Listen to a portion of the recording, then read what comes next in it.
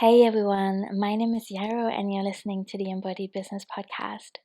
Really happy to have you, and I'm gonna try at least to make this a really short and sweet recording.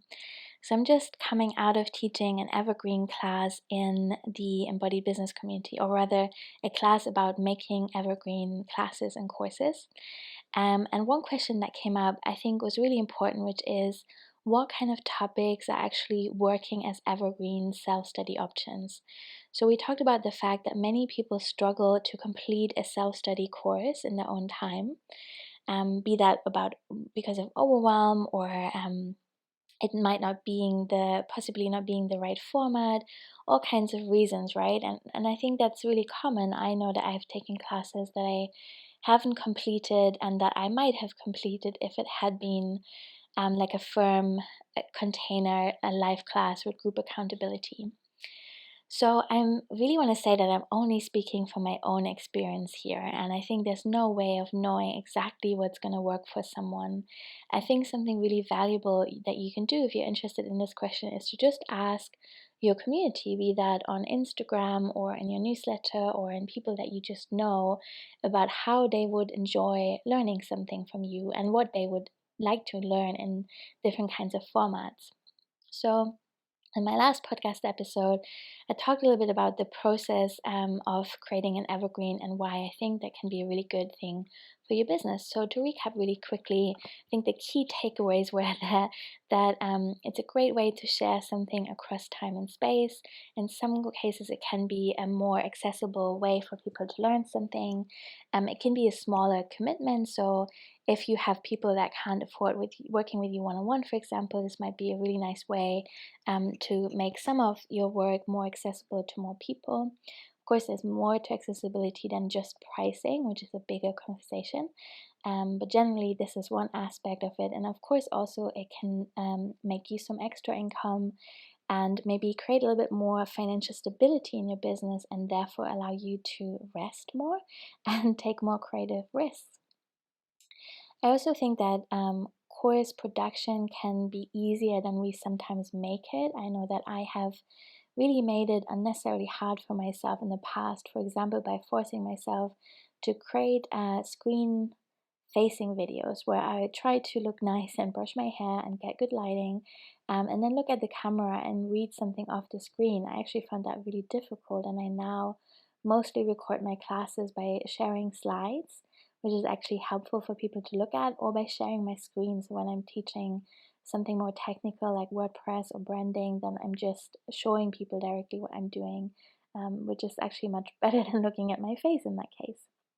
Okay, so this is a quick recap, and also to say again that in July, starting July 5th, I'm offering a live 4-week program called Create and Launch, where we'll have 4 modules that are pre-recorded and that really show you step by step how you can create your first class or course.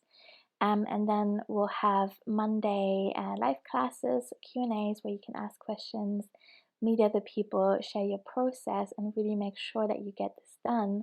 So by the end of the summer, you'll have a nice evergreen product that you can offer people as we head into the back to school vibe. I will link to that in the show notes. It's $180 early bird pricing till June 18th. Okay, so now about what kind of topics can work for evergreen courses. And again, really just speaking from my own experience, I think something that I'm really curious about is the diversity in learning that we see, and also the fact that the internet is really still so young. So while there are some interesting studies out there around what does and doesn't work for people who are learning online, there's also just so much that we haven't tried or that is really new to us in some way. So I want to kind of just bring that to our attention and allow us to have like a playful, curious, open approach to this, because yeah, it's pretty new, and I love pedagogy and the idea of really thinking about how we can share knowledge and power in beautiful ways. I think the core question is, what can I teach that is independently achievable to people, right? And that's actually like a really good and really simple question to ask. It doesn't have to be super complicated. Just look at what you know and what you do in your work. Ask yourself why you're excited about it. Maybe also ask yourself what you would like to share with your younger self. So I know there are so many things I wish I had known sooner in my business, and I'm really excited to share them with other people now. For example, how to create an evergreen class, or how to make a website, or how to make a brand, or how to question social media. So I think that is a really beautiful starting point. What do you wish you had known sooner, or what would you like to share with your younger self? And yeah, so the next thing I think that's helpful to think about is, where is this offering falling on the spectrum of kind of the magic of group accountability to get stuff done versus it being kind of on their own time and in complete privacy. This privacy piece is something I found interesting, and I saw it first mentioned by someone called Catherine May, who wrote the book Wintering and is offering writing classes. So she has an evergreen course, and in the description she says you can take this course with full privacy. And I was like, oh, yeah, like that actually is interesting and makes sense, because there are certain things I think that I would like to learn about and I'm curious about, but I don't necessarily want to share them immediately. So I used to write poetry in my 20s, for example, and I kind of just stopped 10 years ago. Now I feel kind of awkward, but also excited. And so I would like to take a poetry class this summer, but I'm not actually ready to share any of my poetry writing, or I don't necessarily want to be in like a live class with other people who write or read out and then, share notes and stuff. I think I'm just feeling a little bit too shy to do that at this point. And that's just one of many examples, right? But there's definitely also other things where I know I need to be in some kind of container to actually make the thing happen. So really think about your own experience, because likely in your business or in your community around your business, you have attracted people that are having things in common with you. So, what do you enjoy in what you study? Have you made really good experiences with evergreen courses, and why did those work for you?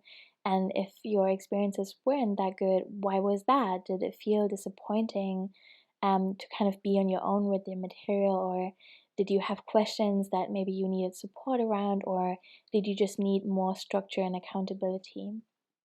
So having you think about the kinds of obstacles that can come up with people, and I think the main kind of categories that I would group them in are the following. So the first one is uncertainty about how to work with the material. So I've definitely experienced that, where I signed up for something where I was mostly on my own with the material, or there was some kind of guidance, but I was just kind of overwhelmed as to where to start. And I think I would have needed kind of like a nice welcome section or a welcome email that really lays out for me step by step what I should do first and what follows and why this makes sense, right? So this is something that's avoidable, I think, but it's easier said than done in a way. The second thing I think can come up is resistance to change in transformational or creative work. Um, this could be broader actually, but transformational creative work is kind of my experience of that not working, where I have signed up for self-study courses that were pushing an edge for me that I couldn't kind of get beat past by myself, basically. So I I have this story which I know many people have, and which is very silly in a way, that I can't draw, but I feel really strongly about it. I know it's not true. I know we're all artists, and I really believe that. I say that to other people from my heart. But I also, have this part of myself that's like, I can't draw. End of story.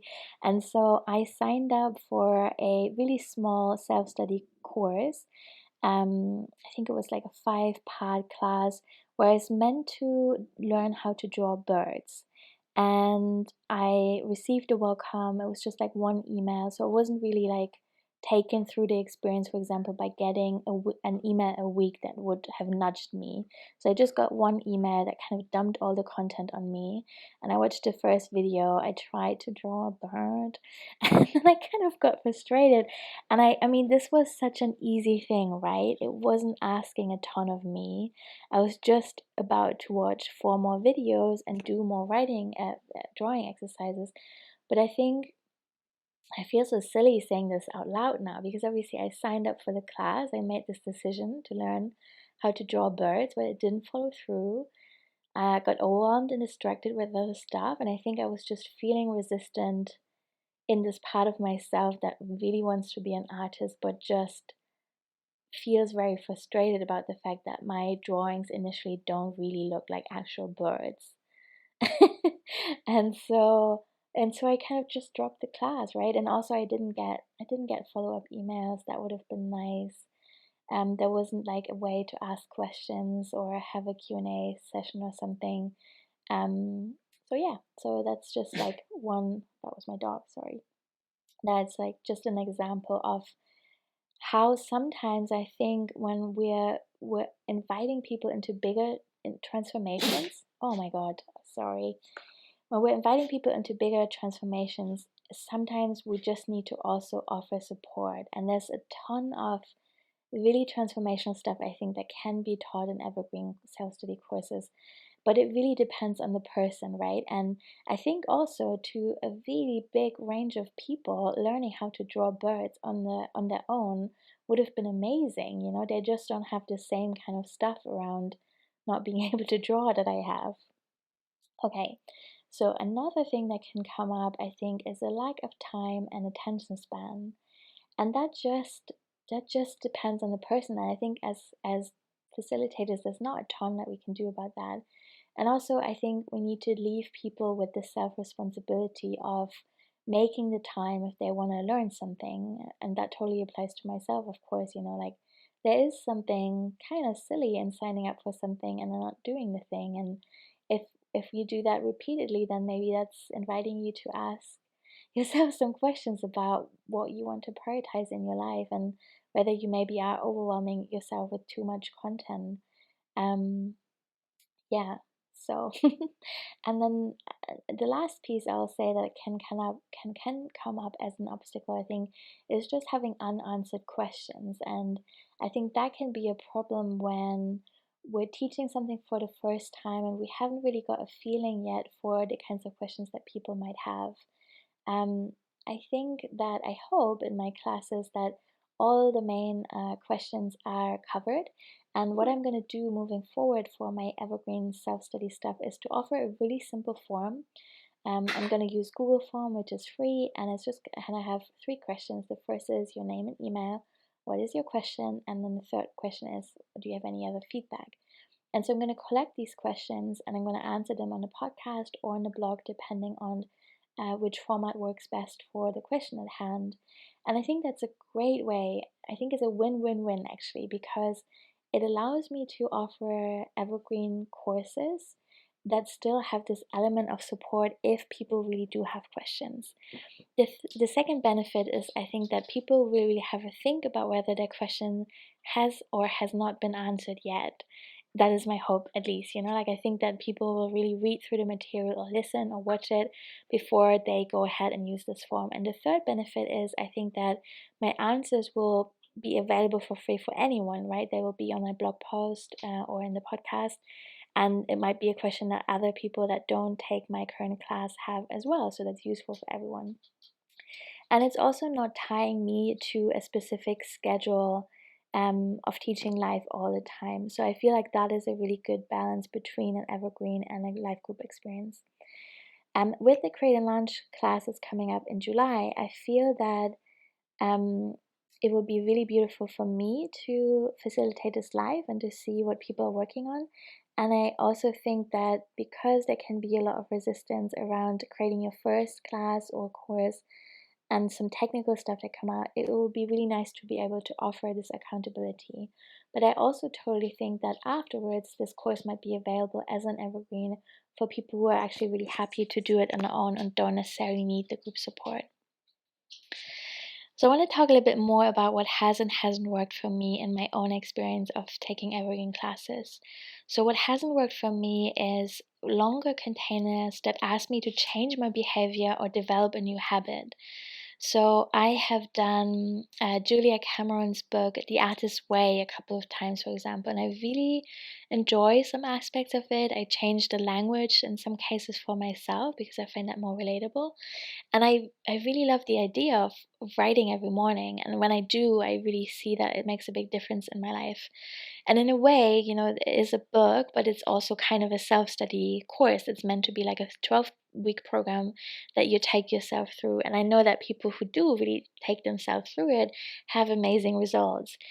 In another way, I also know that writing 3 full pages every morning by hand, very consistently, going on an artist day every week is a big lifestyle change in a way.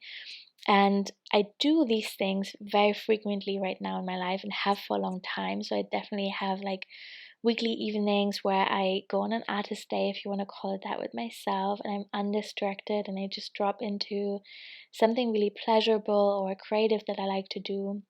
And I also journal all the time. So over time, I have kind of achieved what I set out to do, I guess, by buying this book. But it took me several attempts, and I think it might have been nice to join a group to exchange notes on this. Because I think, yeah, like I said, compared to my mid-20s where I had a much more hectic and slightly chaotic lifestyle, this is a massive change in my habits to be journaling almost every day and to have these rituals for myself.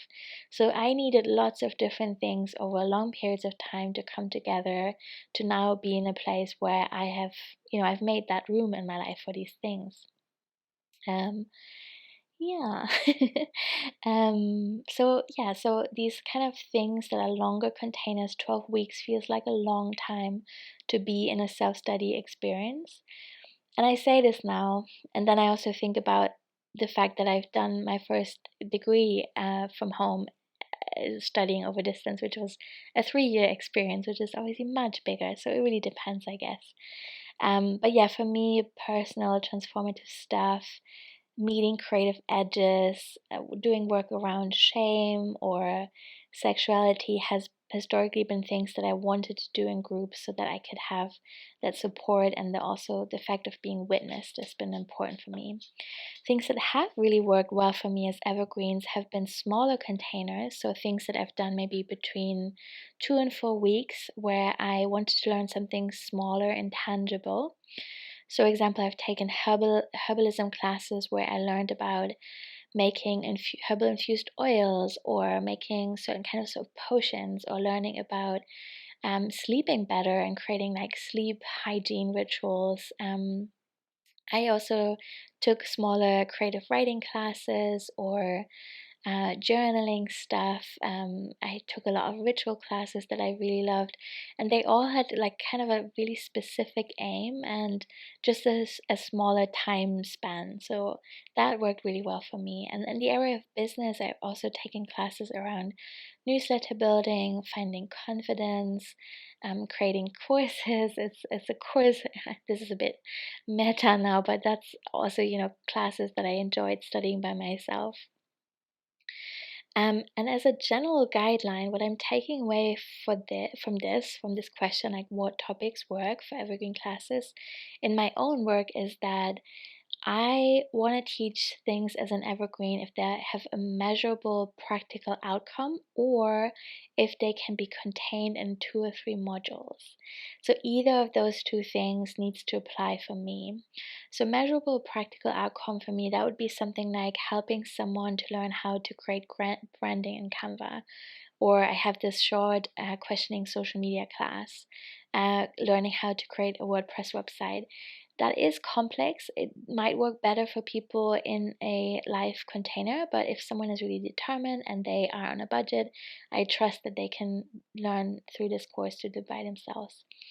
The alternative would be 2 or 3 modules, and I think that's what I imagine I will kind of have as a guideline over at what was previously Daydream Roles and is now called Rituals in Nature. So what I would like to teach there, for example, is a class on heartbreak, A bit awkward to say that, and I have been procrastinating that for this very reason for ages. But I feel like I've been heartbroken a lot in my 20s, and actually, I would really love to record a class, like an audio class with a workbook, with sweet rituals that you can do when you're heartbroken. And it's not going to be a massive deal or something that's going to take months. I imagine this is some like a smaller class that someone takes when they're currently heartbroken. I'd also love to teach more. Oh, I'm sorry, that was Ernie. I would love to teach more around rituals for a certain time of the year, rituals for certain phases or situations or transitions in life. So those would all be kind of smaller pieces, and then where I actually really see the benefit of being in groups and being live is the creative space sessions that I'm teaching through my Patreon. So for about 8 months, I think, from autumn last year till very recently, I was offering live creative space sessions every other week, and we would just meet on Zoom. We would open with a meditation. I would draw a card. Sometimes there would be journaling prompts, and then we would quietly kind of create together.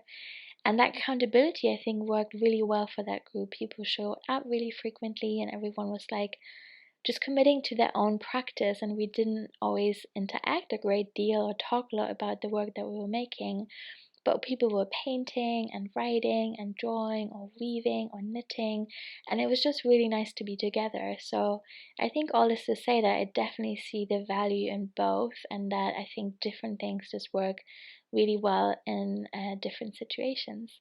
So I hope this has given you some ideas of what you might teach as an evergreen class in your course.